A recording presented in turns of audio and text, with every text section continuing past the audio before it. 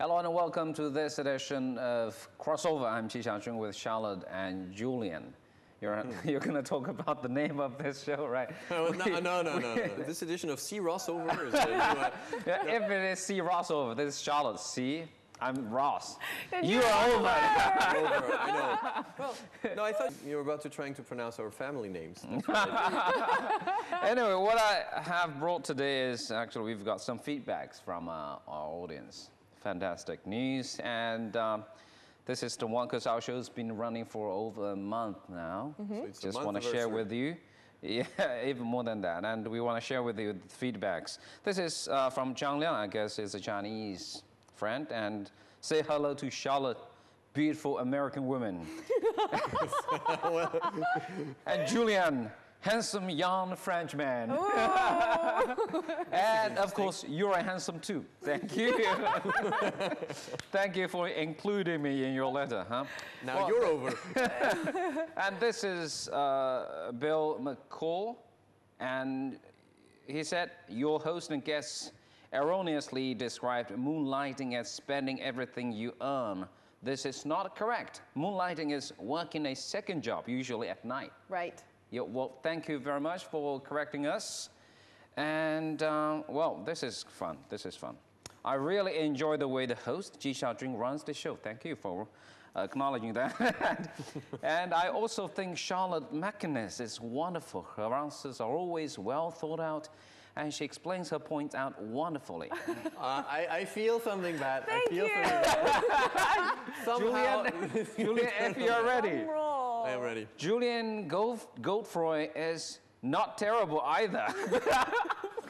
Anyway. This is, okay, what's next? I think that's a compliment. Not terrible either, I love it. And I find that sometimes he can be a bit annoying. Oh, no. In the nicest way possible. Okay. This is a wonderful compliment. And this comes from Louis. Thank you, Louis, for telling us the truth. Louis, I love you. Louis, I love you. Say hi to your mom. I love her too. Anyway, just send us emails if you have any comments on the show, or if you have any topics that you would like us to discuss in this show. Just write us an email at crossover@cctv.com. Now, back to business. I won't say anything on this show. Calm down.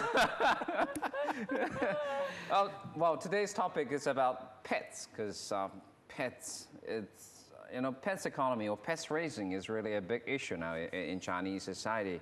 And if we are going to talk about history, and China is always about history, and we have a long history of pet raising in China. It's 5,000 years for raising dogs, and 3,000 years of cats. Here's a question. Yeah. 3,000 years ago, did they have an animal rights society in China? Well, what is that about? I mean, what do you think? Yeah, what's your point? I don't know. Oh, just for the fun of it, I'm asking. It's too mad about the comment. We'll have to look into that. Here I am being annoying. Hi, Louis. Anyway, and these days, especially in big cities like in Beijing, in Shanghai, you see dogs, you see cats, you see actually different kinds of pets everywhere, and mainly in the dominant positions too, are cats and dogs. You raised? Yeah, I have a dog. You have a dog, right? I have a dog. She's adorable. But you have tons of those little things I've never heard about. Well, no, I mean, my family, we had pets growing up, lots of different kinds of pets growing up. So, we're a pet family in that regard. But, I think, but back in the day, I mean, when we lived in Nanjing in the late 80s and early 90s, many people didn't have pets. No. I mean, you mostly saw fish. People had fish and birds. People kept birds as pets. Yeah, sure. Oh, see, this is my yours. dog now. This is Shishi. What, It's her Chinese Shishi? name. Yes. Okay. And this was our dog. She passed away a couple years ago. We got her when I was 14. She was Beibei, also a Chinese dog. So you should Our have the first dog. Fua. And these are some chickens. Little These are some chickens we raised in Nanjing. How old were you at the time? 12, maybe 11 or 12. So those are pets too? Of course, of course. One was named Gumby, and these are guinea pigs. Okay. Wow. And guinea pig. Is it a little bit we like, raised guinea pigs. is it a little bit like hamsters or? No, well, they're bigger than hamsters, and they're a different family, a genus family. What do they than eat? Hamsters. Vegetables. Food. They're vegetarian. Here comes the question: why do people raise pets, and what do they gain out of it? Well, I mean, coming from someone who I have had a lot of pets, and over the course of my life, I think pets can bring you a lot of joy. I mean, just like friends, and not the same, obviously, because we're talking about animals and people are different from animals, but still, they can bring a lot into your life. And especially with kids, why families might have pets is it teaches the kids responsibility. I mean, you have to be responsible for your pet. They can't go run like our guinea pigs. we couldn't let them loose and they could go eat grass. We had to feed them. We had to buy their vegetables. We had to wash the vegetables. I mean, it's a good way, I think, to cultivate responsibility. I can understand if you have a dog or if you have a cat, somehow you can communicate with your pets, because the dogs will come to you if you call their names. If you're talking about the guinea pigs. Guinea pigs, yeah. Or a chicken, what's the point of They raising? communicate too. This is above me. Your turn.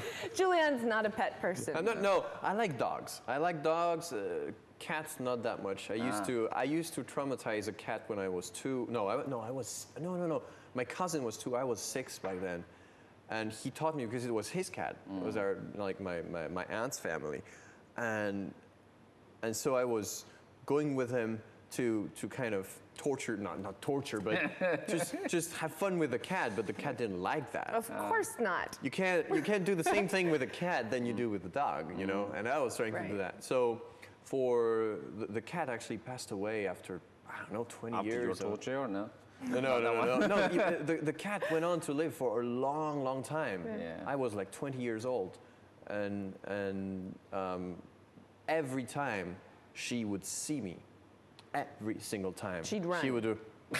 And I was afraid because she used remembered. to. No, I was afraid of her. I'm not afraid of cats, but her I was afraid of because she was a wild cat, basically. Okay.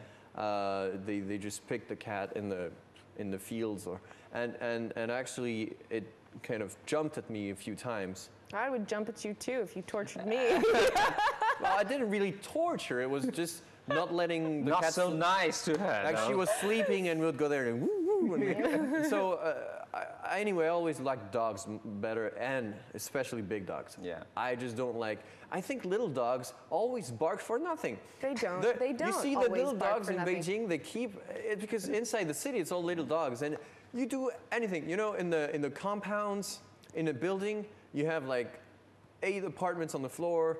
And sometimes you just close the door, and then the dog is like, rah, rah, rah. And this is all small That's dogs. what they do, The big dogs don't bark that much. If we're talking about China and this whole sort of, how many dogs and cats and other animals are now actual pets of families, I think in the past maybe 20 years or so, it's really become much more popular to have a pet, like a dog or a cat, that's almost like a member of your family and not That's so true. much a practical, this animal serves a function like guarding my door or, killing mice that might be in my house.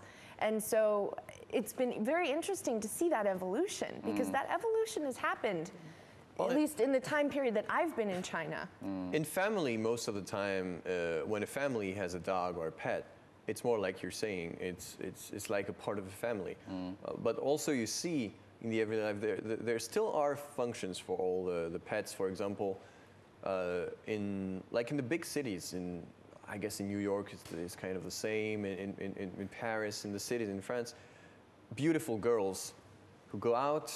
Sometimes they like to have a big dog with them because streets are not safe, especially for nice girls who likes to dress well. And also for old people, it's a way to have a friend, especially in the West. Company, yeah. But it's becoming like this in China too, because there are a lot of lonely old people who don't live with their family and the family wouldn't want to live with them. These are animals, they're not human beings. And that's why, that's part of the reasons people would take as the reason to oppose the idea of pet raising. Say, okay, yes, that's lovely, but we shouldn't actually spend so much time or money on pets. And they have different ideas, and we'll talk about that right after a short break.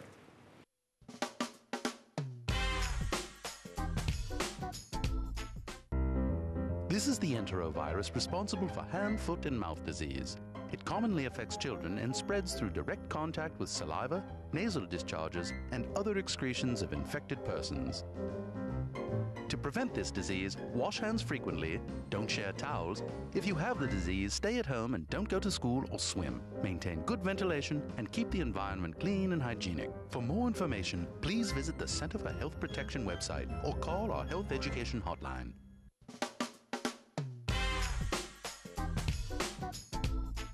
Welcome back to Crossover Now. It's your turn. This is going to be your turn. My turn.